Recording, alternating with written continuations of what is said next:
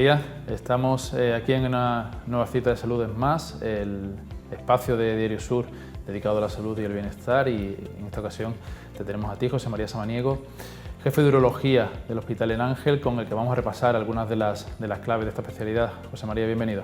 Muchísimas gracias por haberme invitado y encantado de estar aquí y poderte responder a las cosillas que tú me vayas preguntando. Bienvenido, José María. Por empezar un poco por el principio, ¿qué es la urología y qué tipo de especialidades y de tratamientos abarca?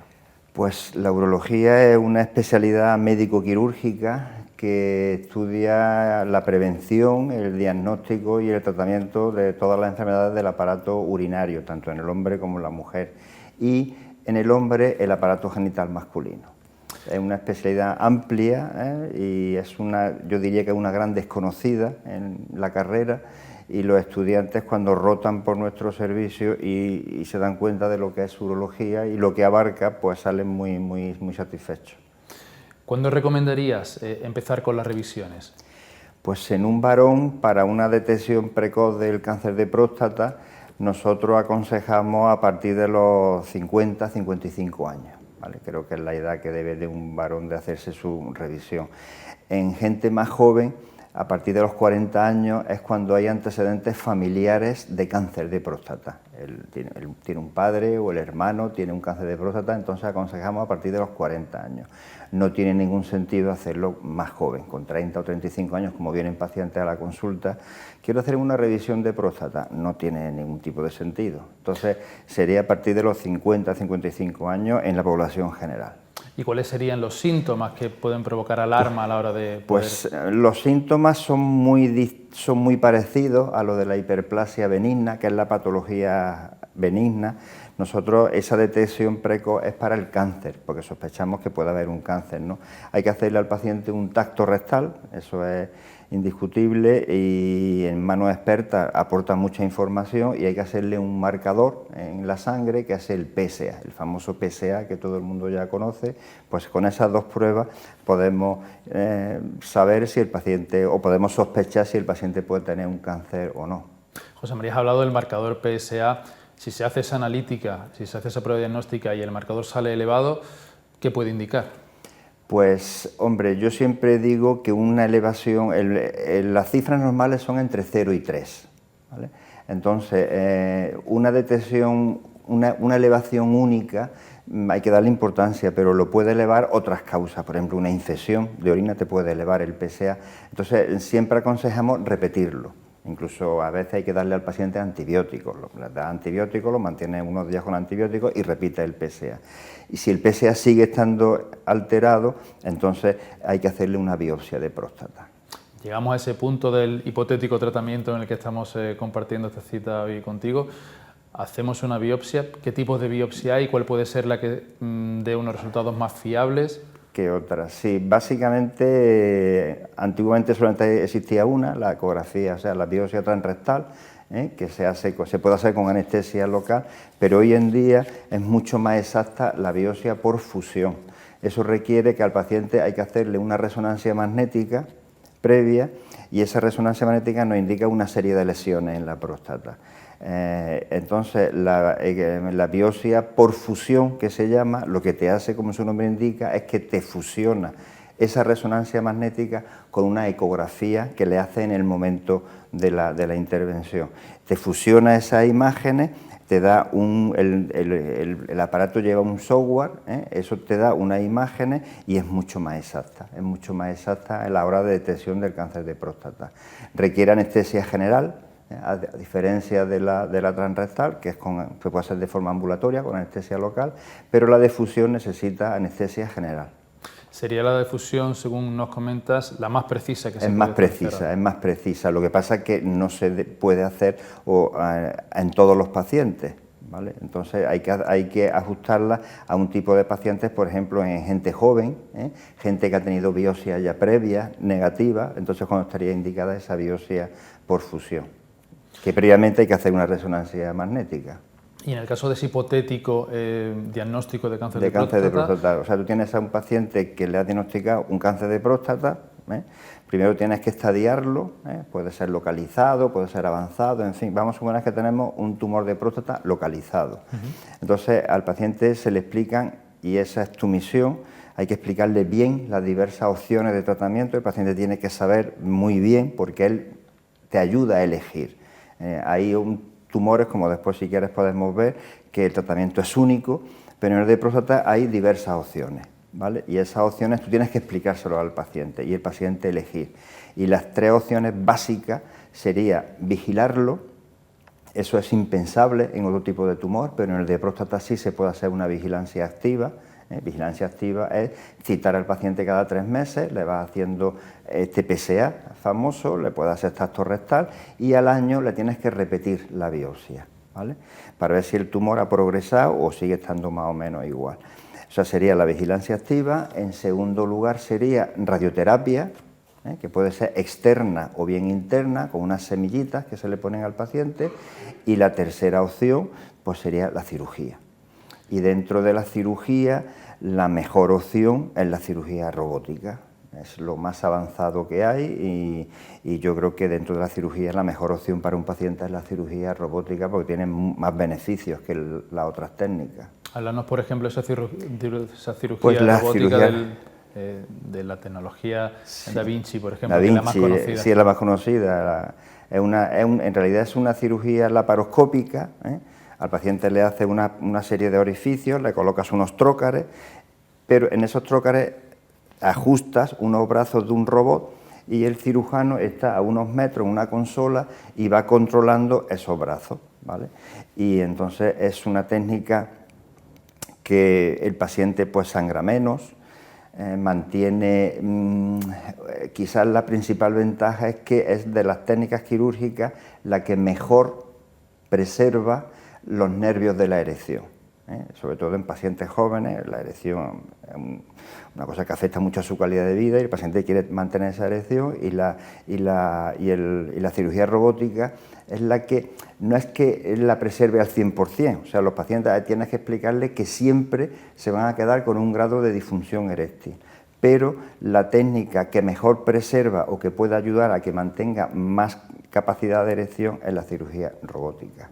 Hablaremos de esa dolencia, de esas patologías también, pero antes queríamos compartir contigo también los otros tipos de tumores quizás más frecuentes que hay en tu especialidad. Pues el segundo tumor más frecuente en mi especialidad es el tumor de vejiga. Es un tumor muy frecuente, tanto en el hombre como en la mujer.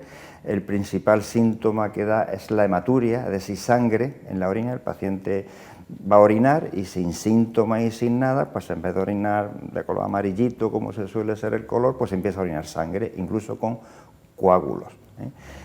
No da síntomas, nada más que ese quizás sea el principal, y hay que operar al paciente, hay que diagnosticarlo y operarlo, y explicarle que durante muchísimos años va a seguir muchas revisiones, porque el tumor de vejiga, la característica que tiene es que recidiva en un 60-70%. Entonces hay que estar muy encima del paciente por si el tumor vuelve a aparecer, para otra vez volvérselo a operar y quitárselo. Es una característica que tiene el tumor de vejiga. Otro tumor frecuente, en tercer lugar, sería el tumor de riñón, ¿vale? Que es un tumor sólido que afecta a uno o a dos riñones, puede afectar a todo el riñón o a una parte solamente, y aunque hay una tríada clásica, que es sangre, dolor y abombamiento o masa, eso lo da en muy pocas veces. O sea, es un tumor, se le llama muchas veces el tumor del internista, porque lo suelen diagnosticar otras especialidades. Un paciente tiene un problema digestivo, va al digestivo y le pide una ecografía, y en esa ecografía aparece un tumor en el riñón, entonces ya te remite al urólogo. Es un tumor que, aunque puede dar síntomas, también puede dar hematuria y dolor, pero muchas veces se diagnostica por otras causas, ¿comprendes? Y por último, y también importante, y este sí que se puede diagnosticar con tiempo, es el tumor de testículo, que es el tumor más frecuente que hay en el varón joven, y es solamente una autoexploración. Tú te estás duchando, te exploras, te tocas los testículos y notas que tienes ahí un bultito, pues tienes que acudir al urólogo. También, para tranquilizar un poco a la población, decirle que en el 90% de esas cosas que te toca suelen ser pequeños quistes, que son benignos, totalmente benignos, lo que tienen es agua dentro, y eso pues no hay que hacer prácticamente muchas veces nada, o hacer un seguimiento, y si ya aumentan mucho de tamaño, quitarlo, no porque sean malos, sino por un compromiso de espacio, porque ya te molesta a ponerte un pantalón, etcétera, ¿no? Mientras que el tumor de testículo pues se da afortunadamente en un porcentaje mucho más pequeño, y ahí sí hay que ser mucho más radical, y hay que quitar el testículo y después derivarlo al oncólogo para darle ya quimioterapia o lo que él considere.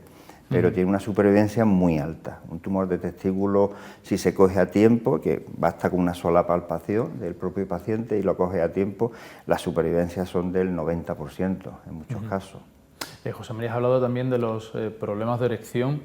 En este caso, debido a su especialidad, ¿cómo se pueden tratar? ¿Cuáles son los diferentes tratamientos que recomendarían en casos como este? Sí, es otra patología que la gente acude mucho a la consulta, y la disfunción eréctil es, pues eso, no tener erecciones prolongadas que te permitan un coito satisfactorio, ¿no?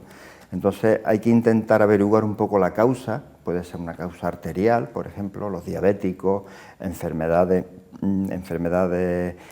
degenerativas pueden darte este tipo de patología, el tabaco, la hipertensión pueden provocar disfunción eréctil, puede ser de carácter neurógeno, enfermedades como la esclerosis múltiple, pacientes que se han operado con cirugía de la próstata pueden quedar con disfunción eréctil, y otro factor importante son psicógenos.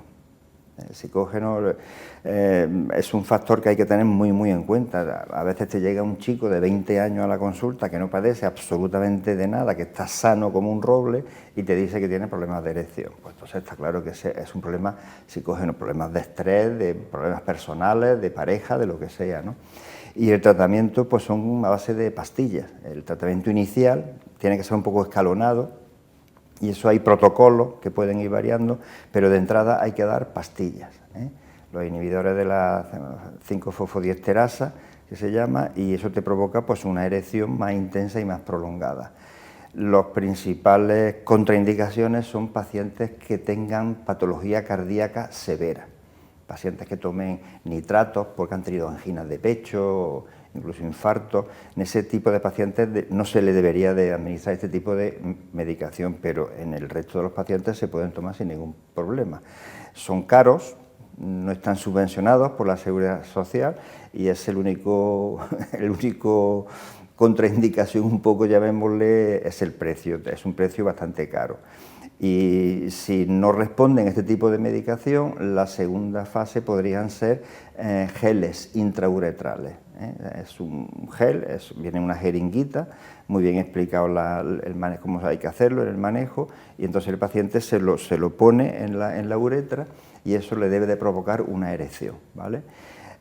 Se puede hacer terapia combinada, es decir, tomar pastillas y ponerse el gel, y si con eso no mejora, pues se pasaría a una siguiente fase, que son autoinyecciones. Igual que los diabéticos se pinchan insulina, pues al paciente se le cita en una consulta, se le explica cómo tiene que pincharse, con unas jeringas muy parecidas a la de la insulina, se le explica el sitio y lo que tiene que hacer, y ya el paciente ya lo hace en su casa. Y si a pesar de eso, que ya es raro, no responde a esas autoinyecciones, el último paso, siempre que el paciente lo acepte, sería la colocación de una prótesis. Eso serían quizás los escalones para el tratamiento de la disfunción eréctil.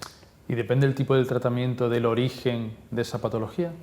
Bueno, es que si tú sabes cuál es el origen, pues puedes incluso actuar contra esos factores. Si el paciente, por ejemplo, es muy fumador, pues el tabaco es un vasoconstrictor potentísimo que le va a provocar dificultad en la erección, pues entonces le tienes que aconsejar que tiene que dejar el tabaco. Si es un paciente obeso, pues le tienes que decir que haga una vida sana, que haga deporte, que adelgace. O sea, hay factores que tú puedes intentar controlarlo, hay otros factores que no puedes. Un paciente que se ha operado y de un cáncer de lo que sea y se le han lesionado los nervios, pues eso no se va a poder recuperar, tienes que tratarlo. Pero hay veces que esos factores etiológicos, por ejemplo, el ejemplo que te he puesto, el tabaco, pues sí se le puede intentar quitar al paciente. Y José María, vayamos a otro supuesto, en el caso de que un paciente llegue a su consulta, pues ya ha tenido hijos y por el motivo que sea, pues decide que no quiere tener más hijos y le plantea la posibilidad de someterse a una vasectomía. ¿Qué riesgos tiene? ¿Cuál es el cuadro que puede presentar para hacer ese tipo de intervención? Sí, es otra intervención que te solicita cada vez más una técnica de esterilización, la más frecuente en el varón. Perdón. Se hace con anestesia local, es cortar los conductos deferentes, que es lo que llevan los espermatozoides de los testículos hacia afuera, se cortan esos dos conductos deferentes, es una técnica que se hace de forma ambulatoria, dura unos 20 minutos aproximadamente, el paciente se hace la intervención y se marcha a su casa, y lo que hay que decirle y hay que recalcarle, incluso le tiene que firmar un consentimiento y se lo das por escrito, porque en fin, es que el paciente sigue siendo fértil. Esto no es corto y me voy a mi casa. No, el paciente durante semanas o incluso meses quedan espermatozoides almacenados que pueden fecundar a una mujer. Entonces hay que decirle que hasta que no se haga un seminograma o 2 seminogramas al cabo de unos 2 meses y se compruebe que ya no hay espermatozoides en la muestra de su semen, entonces cuando ya se le puede dar el alta definitiva. Pero hasta ese momento el paciente debe de seguir con los métodos anticonceptivos que utilice con su pareja habitualmente. Eso es importante decírselo. ¿Y una intervención de este tipo, doctor, es reversible en el caso de que alguien, entre comillas, cambie de idea? Hombre, hay que intentar explicarle al paciente, o el paciente que se hace una vasectomía, yo creo que debe de tenerlo claro. Esto no es como poner una cremallera, hoy me hago esto, mañana resulta que ahora cambio de opinión, pues que me lo... O sea, se puede revertir una técnica que se llama vasovasostomía, que es muchísimo más compleja, es una técnica microquirúrgica, igual que la vasectomía te he dicho que se hace en 15 minutos, esta técnica se hace en horas. Se necesita un microscopio, una técnica de microcirugía. No está subvencionada por ningún servicio de urología, ni ninguna compañía privada te subvenciona este tipo de intervención y el paciente tiene que pagar el importe íntegro de la intervención. Y yo aconsejo que si han pasado más de 5 años de una vasectomía, que no se haga la vasovasostomía. No tiene ningún sentido porque las probabilidades de que eso tenga éxito son muy bajas, incluso ya no solamente por la técnica en sí, sino que después, aunque la técnica haya ido bien, después otra vez los conductos se vuelven otra vez a obstruir, ¿vale? Entonces, más de 5 años recomendamos no hacer ese tipo de técnicas y hacer otro tipo de técnicas ya de la pareja en centros especializados de fecundación y hacerse pues una fecundación in vitro, en fin, otro tipo de técnicas que ya le deben de aconsejar a él y a su pareja en ese tipo de clínicas. José María, y ya por último, la urología, la imagen general es que tiene que ver sobre todo y casi en exclusiva con el hombre, pero también tiene que ver en este caso con las pacientes mujeres. Exactamente, primero porque los tumores pueden afectar a los, ya he dicho que el cáncer de riñón, el de vejiga, pues está claro que no, pero ni el de testículo, pero el de vejiga y el de riñón pueden afectar también a la mujer, entonces deben de acudir por supuesto al urólogo. Y después todo el tema de incontinencia de orina, los prolapsos, todo eso existen en los servicios de urología unidades de suelo pélvico que a veces suelen estar agrupados por urólogos y ginecólogos, pero sobre todo por urólogos, y en estas unidades pues se tienen que ver ese tipo de patologías. Entonces no es una patología exclusiva del ginecólogo, sino que también es el urólogo quien tiene que ver ese tipo de patología. Pues José María Samaniego, jefe de urología del Hospital en Ángel, muchísimas gracias por acompañarnos en esta nueva cita de Salud es Más. Muchísimas gracias a ti y por haber contado conmigo, y encantado de haber estado aquí. Gracias.